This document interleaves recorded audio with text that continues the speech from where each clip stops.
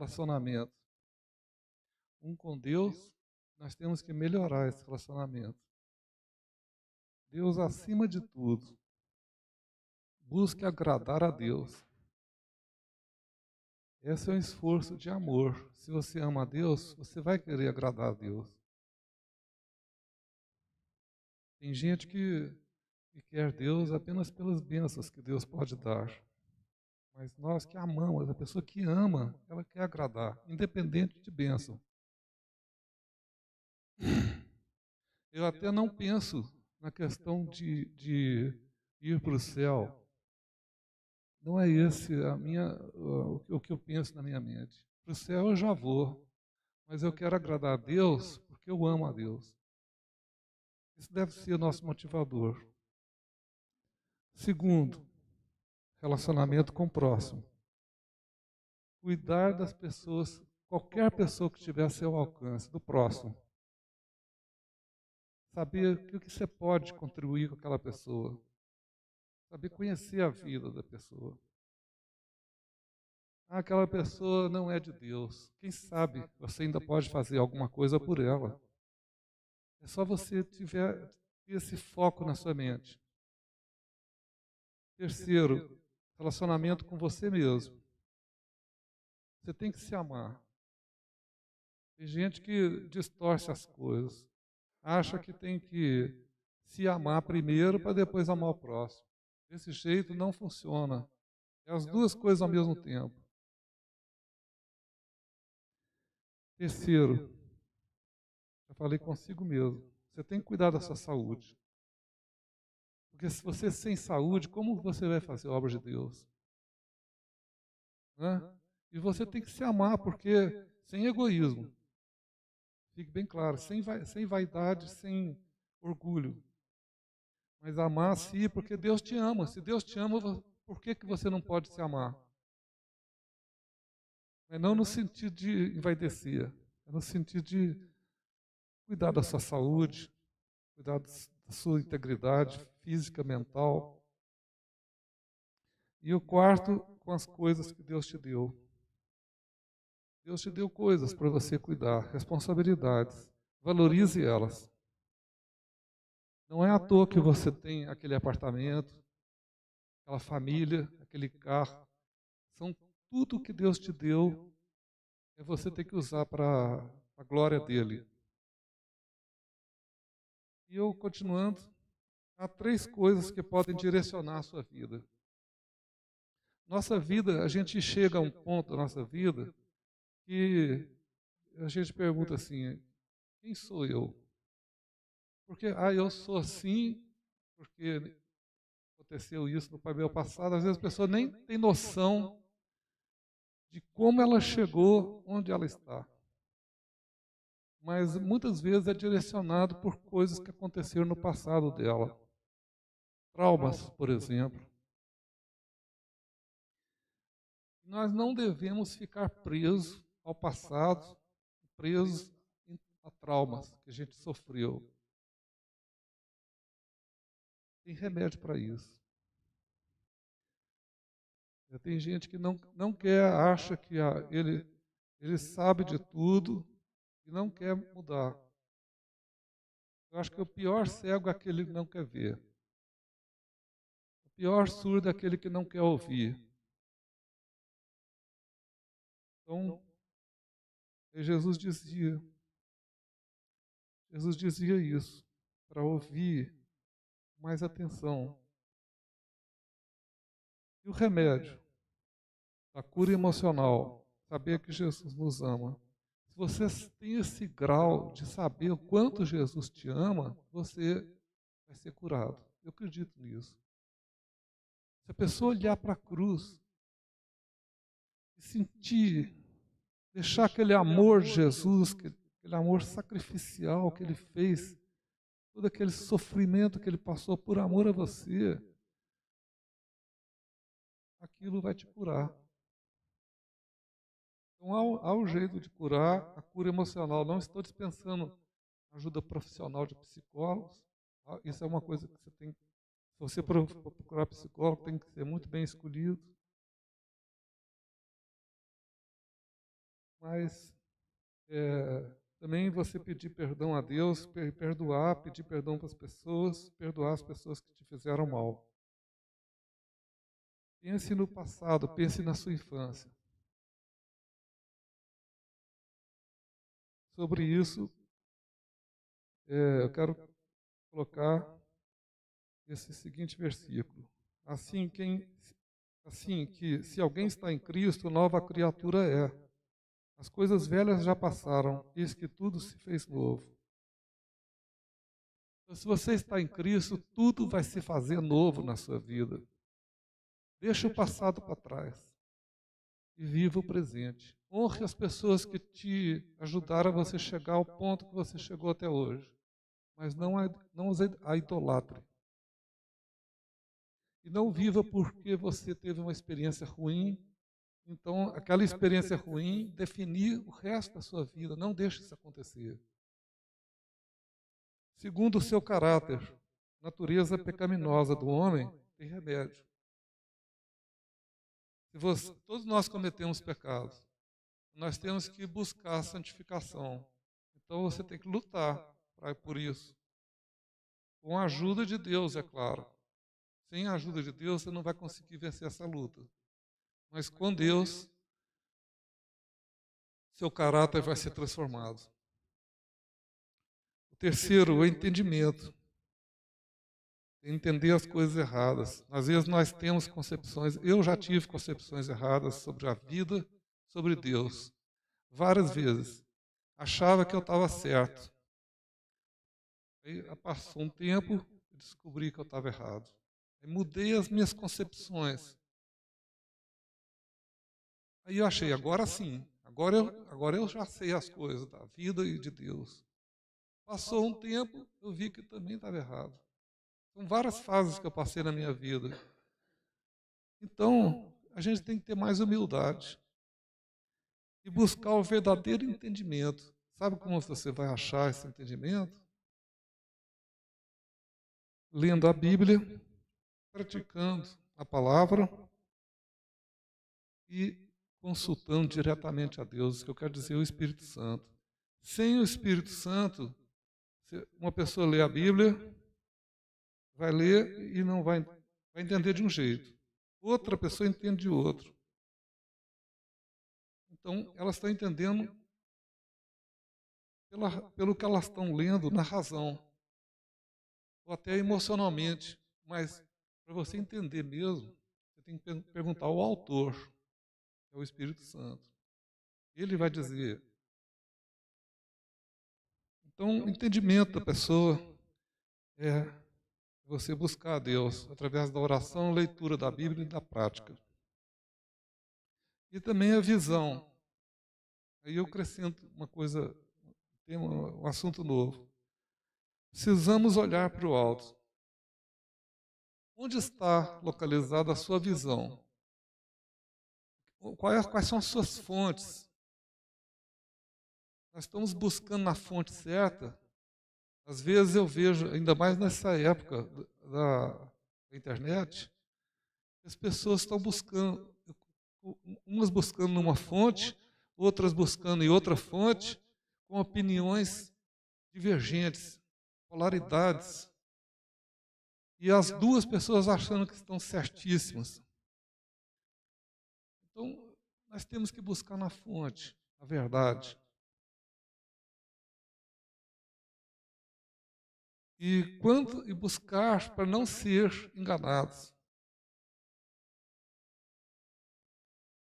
Eu repito de novo, se você quer saber a verdade, para não ser enganado, para ser protegido por Deus, olhe para a cruz. A cruz concentra a verdade de todo o Evangelho. Às vezes eu estava assim, chateado com alguma coisa, colocava uma música que falava da cruz. Aquilo me despertava a fé. A cruz de Cristo, eu tive quando eu estava buscando a Deus em outras religiões, eu tive essa visão no Espiritismo. Lá no Espiritismo, Por um momento, eu tive essa visão de Jesus crucificado, sangrando muito, um sofrimento tremendo, e olhando para mim. E eu descobri que era ali que era o centro, ali que eu deveria buscar a fé, aquele amor. Eu quero ler alguns trechos aqui da Bíblia, o Salmo 121, sobre essa questão de você buscar na fonte certa. 121, versículo de 1 a 8. Eleva os olhos para os montes, de onde me virá o socorro? O meu socorro vem do Senhor, que fez os céus e a terra. Ele não permitirá que os teus pés vacilem, não cochilará aquele que te guarda. É certo que não cochila nem dorme o guarda de Israel. O Senhor é quem te guarda. O Senhor é a tua sombra, à tua direita. De dia não te molestará o sol, nem de noite a lua. O Senhor te guardará de todo mal, guardará a tua alma. O Senhor guardará a tua saída e a tua entrada, desde agora e para sempre. Então, quando você estiver muito na dúvida sobre muitas coisas, eleve os olhos para os montes.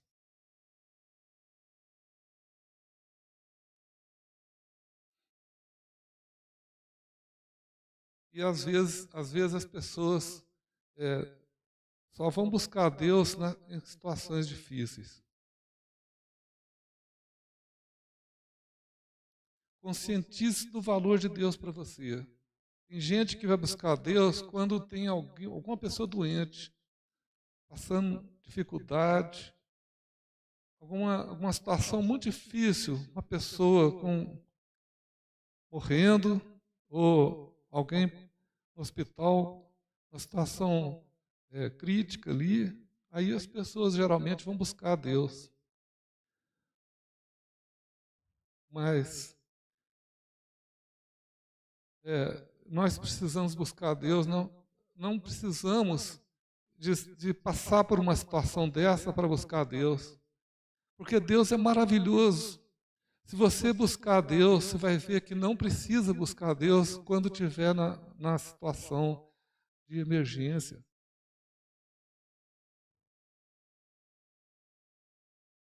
Você já esteve apaixonado por alguém? Eu te pergunto, você é apaixonado por Deus?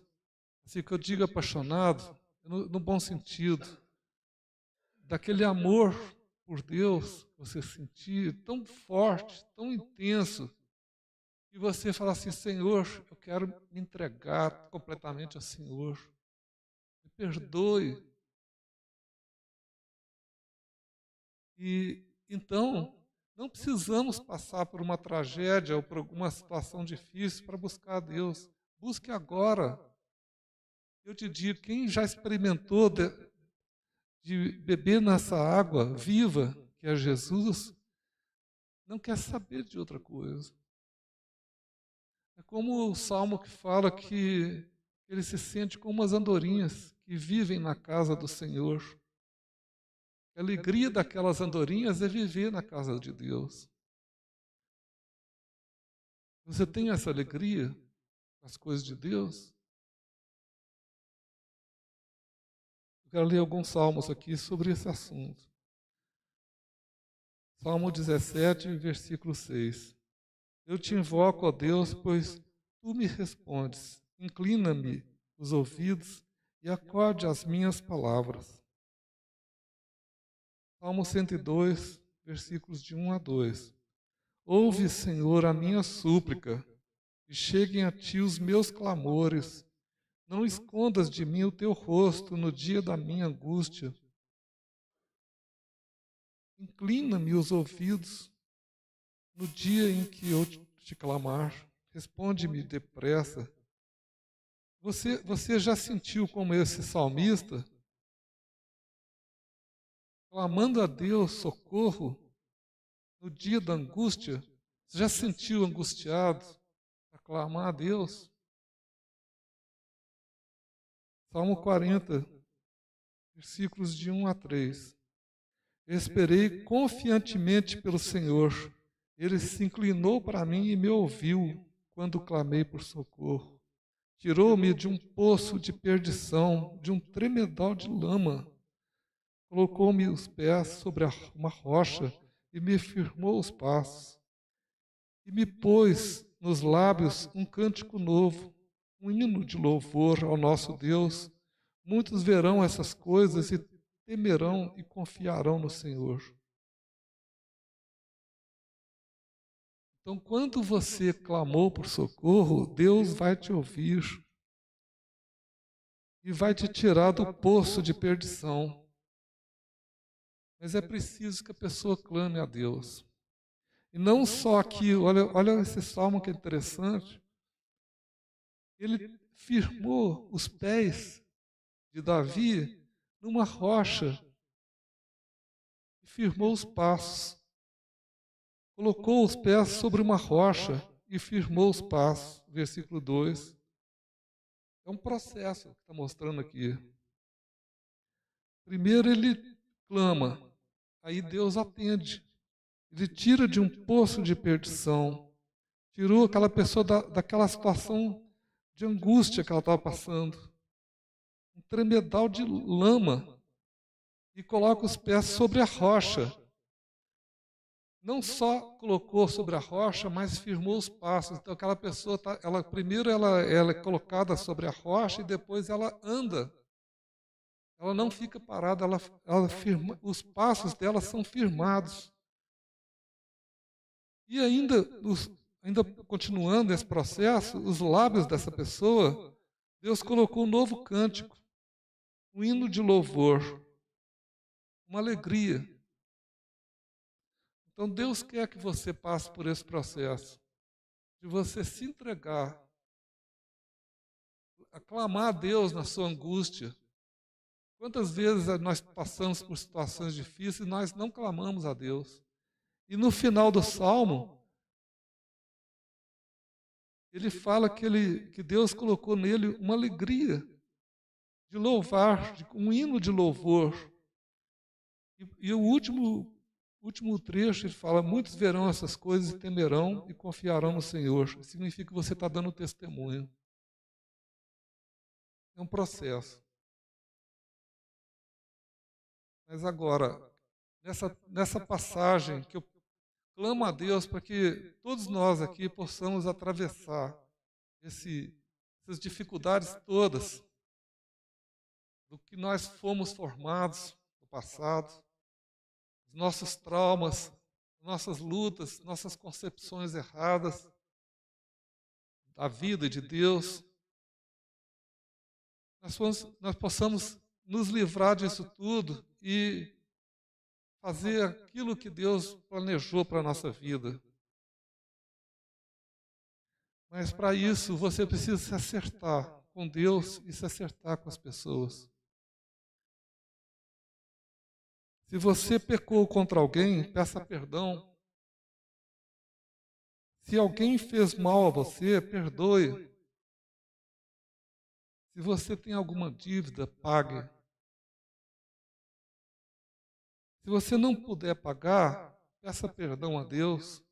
Às vezes, tem coisas que eu fiz, que eu pequei contra pessoas, essas pessoas já morreram. Não tem como mais eu ir lá pedir perdão para a pessoa. Eu peço perdão a Deus e está tudo bem.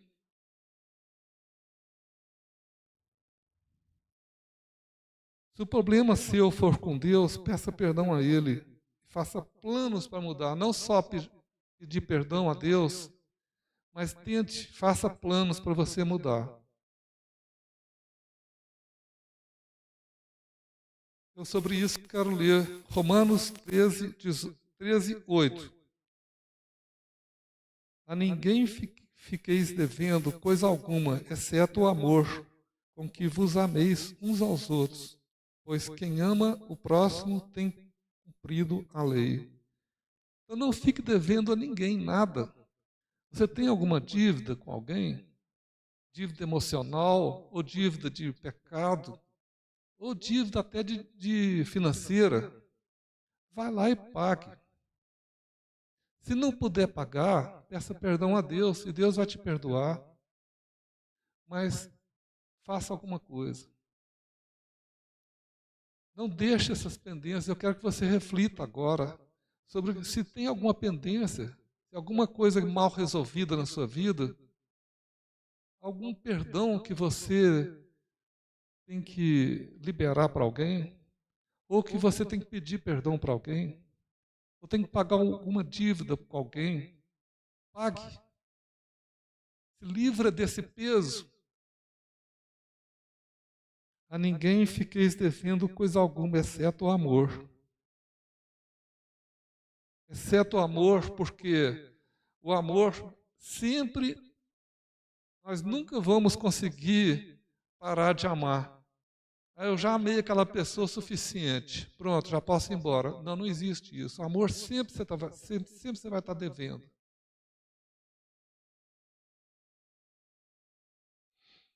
Bem, e agora? E outra coisa, se você fez isso, você tem intenção agora, falar assim, eu vou pagar tal dívida que eu tenho com aquela pessoa, eu vou pedir perdão para ela, eu vou pedir perdão para Deus, eu vou me consertar, só dessa sua intenção, você já está bem com Deus. Mas agora planeje para você fazer isso mesmo. E eu te quero dizer o seguinte, levante a cabeça. Não deixe o inimigo te acusar dessas coisas. O inimigo tenta te acusar de pecados que você cometeu no passado, para poder te diminuir. E também pessoas fazem isso. E agora, mas eu quero dizer, levante a cabeça. Porque se Deus morreu na cruz, Jesus morreu por você, é porque Ele te considera digno. Não porque você seja alguma coisa, não porque você mereça alguma coisa, mas Ele te dignificou. Você é honrado por Deus. Ele te ama. Então levante a cabeça e vá em frente. Pague as suas dívidas, as coisas que você fez errado. Vai lá pedir perdão para as pessoas. E perdoe. E eu quero dizer, fazendo tudo isso, buscando a Deus, você se direcionar agora para ser uma pessoa melhor, para servir a Deus. Eu quero pedir a cada um de nós aqui, a mim mesmo, que o seu futuro não precisa esperar. Seja intenso. Não procrastine. A sua vida tem um limite de tempo aqui. Nós temos um tempo aqui na Terra. Então, Deus quer coisas maravilhosas para a sua vida. Quer te usar poderosamente. Mas para isso, você tem que fazer a sua parte. Se você ficar adiando, demorando demais para fazer a sua parte, também as coisas não vão acontecer. Tudo que Deus planejou. Então, o que eu quero dizer é o seguinte. Ore a Deus para saber o que Deus quer que você faça agora. Se é para você planejar alguma coisa, sim, eu estou com deficiência, por exemplo, no entendimento da Bíblia, então vai estudar a Bíblia. Procure um curso para você estudar a Bíblia. Seja discipulado por alguém, vai falar com o seu pastor, mas não fique parado. Se o seu problema é evangelizar, não sabe como evangelizar, vai atrás de alguém que saiba, participe de um grupo de evangelismo. Se você não sabe lidar com pessoas difíceis, converse com alguém para saber lidar. Se você não sabe criar seus filhos, vai buscar também. O que eu quero dizer é o seguinte, não fique parado. Se você quiser planejar, planeje. Se você quiser realizar, realize. Mas se você quiser chorar, chore. Mas não pare. Não deixe o tempo passar. Não perca tempo. Eu quero ler sobre isso dois trechos da Bíblia. Eclesiastes 11:4, que diz assim: quem fica somente observando o vento nunca vai semear. A pessoa às vezes fica esperando, olhando o vento ficar melhor. Então ela nunca, às vezes a situação nunca vai ser a ideal. Quem fica somente observando o vento nunca vai semear, e o que fica olhando as nuvens nunca vai fazer a colheita. Significa o seguinte: não deixe o tempo passar. Seu tempo é precioso. Vai se mudar alguma coisa. Pense diferente, sonhe. Às vezes você está pensando sempre da mesma maneira e as coisas não estão dando certo. Então pense diferente. Ore a Deus para buscar uma visão diferente sobre as coisas, mas não deixe o tempo passar. Deus quer te usar, mas você tem que também se submeter a Deus. E o outro versículo é Êxodo 14:15. Disse o Senhor a Moisés: por que clamas a mim? Dize aos filhos de Israel que marchem. Então não é hora de ficar parado esperando algum sinal. É hora de marchar. Pense grande. Eu estava orando e andando ali no EPTG, e aí eu pedindo, Senhor, me dá um sinal. Voltando de carro para casa, né? Vi uma placa escrita assim, Think Big, quer dizer, pense grande. Por que a gente tem que pensar grande? Porque a humanidade não está bem, as pessoas não estão bem. Talvez você seja a solução de Deus para elas. Se você pensar pequeno, você não vai conseguir, Deus não vai te usar. Não estou falando isso, assim, às vezes eu falo coisas que dá a impressão que é para a pessoa se envaidecer. Não, Deus quer te usar poderosamente. Mas você tem que querer fazer também a obra de Deus poderosamente. Entende o que eu estou falando? Então, busque projetos para a sua vida.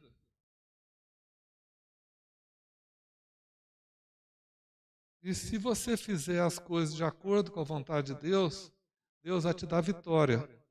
Eu estou terminando, amado. Versículo sobre isso. Romanos 8:28. Sabemos que todas as coisas cooperam para o bem daqueles que amam a Deus, daqueles que são chamados segundo o seu propósito.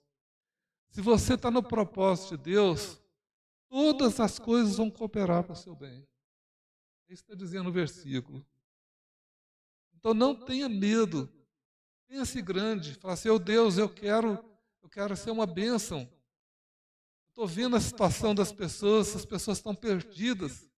Eu quero ser solução para a vida delas. Solução de Deus para a vida delas. E quando você faz a vontade de Deus, não é você que está fazendo, é Deus que está fazendo através de você. Então Ele vai fazer com que todas as coisas cooperem. Entende? Entende o que eu estou falando?